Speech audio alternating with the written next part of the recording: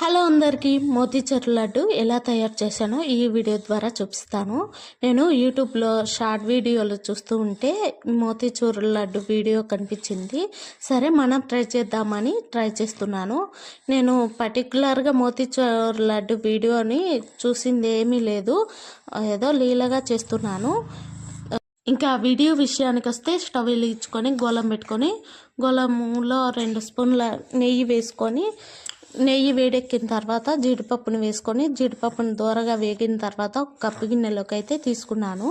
శనగపిండి మిశ్రమాన్ని బజ్జీల పిండి మాదిరి కలిపి పక్కన పెట్టుకోవాలా.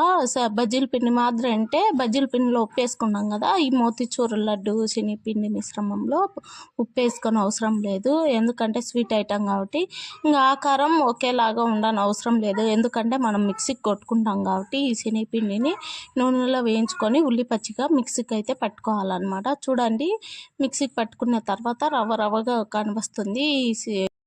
నేను చక్కెర పాకానికి రెడీ చేసుకున్నాను. ఇక్కడ చక్కెర పాకంలో నేను యాలకుల్ని వేస్తున్నాను చూడండి. తర్వాత ఫుడ్ కలర్ని యాడ్ చేస్తున్నాను.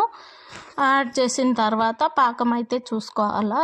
పాకం రెడీ అయిన తర్వాత మనం ముందుగా రెడీ చేసి పెట్టుకున్న బూందీని కూడా వేసుకొని పాకంలో కలబెట్టుకోవాలన్నమాట. మీకు నెయ్యి ఎక్కువగా ఇష్టం ఉంటే పైన నెయ్యి కూడా యాడ్ చేసుకోండి. నాకు ఎక్కువ ఇష్టం ఉండదు నెయ్యి, నేను అందుకే కొద్దిగానే వేసాను నెయ్యి. ఇంకా తర్వాత జీడిపప్పు నెయ్యిలో వేయించింది కదా, ఆ జీడిపప్పును కూడా వేసుకొని లడ్డూలాగా చుట్టేసుకోవడం. నా వీడియో మీకు నచ్చినట్టయితే లైక్ చేసి సబ్స్క్రైబ్ చేయండి. ఫస్ట్ టైం ట్రై చేసినా చాలా బాగా వచ్చినాయి లడ్డూలు. చూడండి, వీడియోలో మీకే తెలుస్తుంది. Thank you for watching.